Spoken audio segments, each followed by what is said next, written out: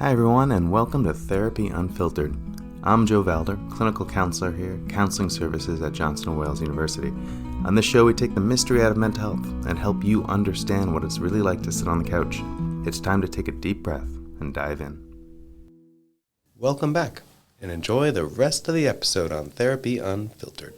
Speaking of wellness in general, I've already noticed talking with students recently that this weather is really changing things for people as well. I just noticed there's more light, more sun, and people are just doing better overall, it seems. Yeah, I think it makes a big difference to have more daylight. There are, as you know, a lot of people who struggle with seasonal affective disorder during the holidays and the time that we change back the clocks fall back. So we have less daylight, more cold weather that sets in. Yeah, that's certainly not helpful.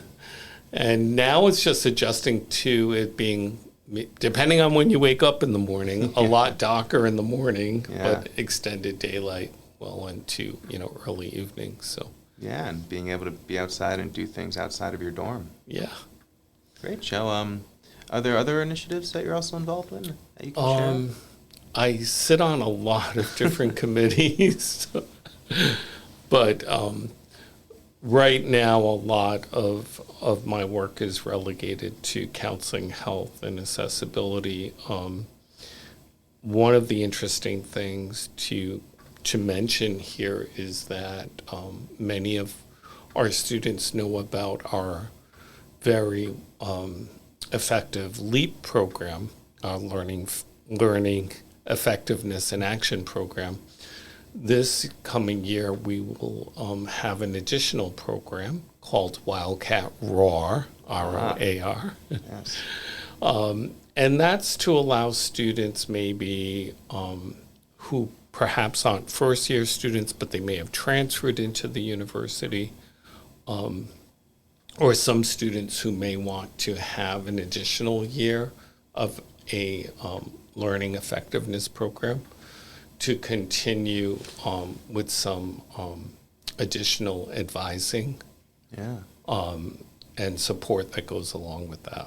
Wow, that's very exciting. And so is that starting next year?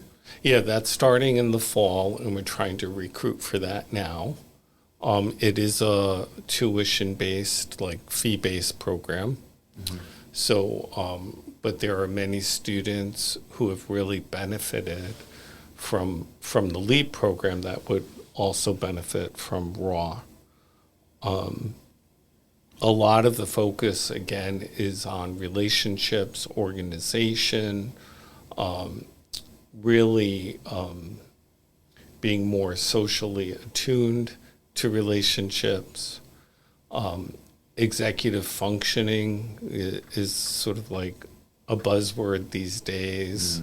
Around, for many people, around, how well is someone functioning or using that part of their brain that requires executive functioning skills. And these programs really help to work with that part of the brain and to engage students in more planful choices, to change some habits maybe that, were not in the student's best interests in the past. Right. Yeah. Wow. Well, very good to hear about this new program, Joe. And so if I was a student who was interested to learn more, perhaps to enroll in it, how would I go about that? So they would contact Accessibility Services, and the director of Accessibility Services on campus is Ms. Nicole Hebert, and Nicole could answer all of the students' questions related to these programs. Yeah, that's very exciting, Joe. It's funny, though, when I think about the name there, ROAR, right? It sounds like it might be a little challenging for some native Rhode Islanders with their accent to say that one. I don't know. And maybe our Boston students, too, would have challenges. But so I can pride myself in coming up with the acronyms for both the Wildcat LEAP. That was actually my idea. Oh, yeah. And when Nicole and I were sitting down to consider, another program that would continue learning effectiveness work, wanting to stay within the theme of the Wildcat, Yeah, no, certainly. I could see the theme. we came up with ROAR. Yeah. Oh, very nice. And then, Joe, while we're talking, I just thought of one more question about health services for you that I thought maybe a student might be curious to know. Is that just related to health services, similar to, I think I talked about the same thing with counseling, but specific to health services. If I'm a student who, I don't know, am noticing that perhaps my roommate is not doing well in terms of sickness or illness and I'm worried about them, can I come into health services and be like, hey, I'm worried about my roommate, here's what's happening? Is that an appropriate use, do you think? Or I mean, anyone can come in for any reason at any time, and if that worry is causing some consternation on the part of, the student who happens to be rooming or is friends with the person who may be having a larger problem, that's fine. I mean, we would probably try to consider how do we get the roommate who needs some attention in. Yeah, that makes a lot of sense. But, I think it's just good to keep in mind, and similar to counseling, like I've always said, it's, it's never wrong to go into health services and to present something where you're not going to get. No. Yeah. In fact, many of the students develop, good relationships with health services staff. They've, really begin to trust them and disclose not only their, medical conditions, but other related concerns. And we do our best to point students in the right direction. Certainly. Well, thanks so much, Joe. Yeah, and I think as I've talked to a lot of students about, a lot of time it's just about reaching out. It's just about connecting with as many folks as you can. If you have the ability and awareness to notice that something's not going well, I think typically the next step is then reaching out just to anyone, really. Absolutely, and I'm happy to be here to answer your questions and help our students know more about the array of services that we have.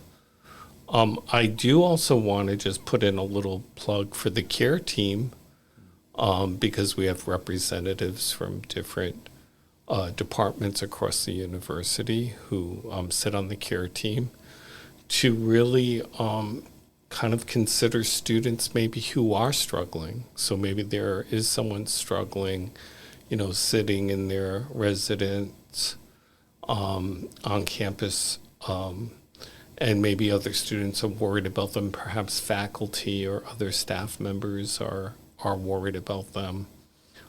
We come up with a plan and review of each situation that comes our way to see how to best outreach and how to best help the student.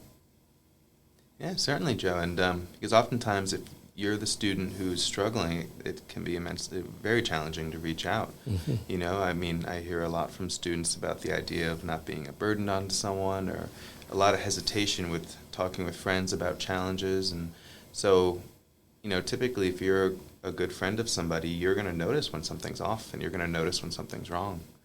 And even if that friend doesn't say anything to you, as close to that person, you're going to see it. Yes. And we do have some student referrals. We have faculty who routinely make referrals, staff members who do. So the service is, appropriately used, and I'm glad that people know about it.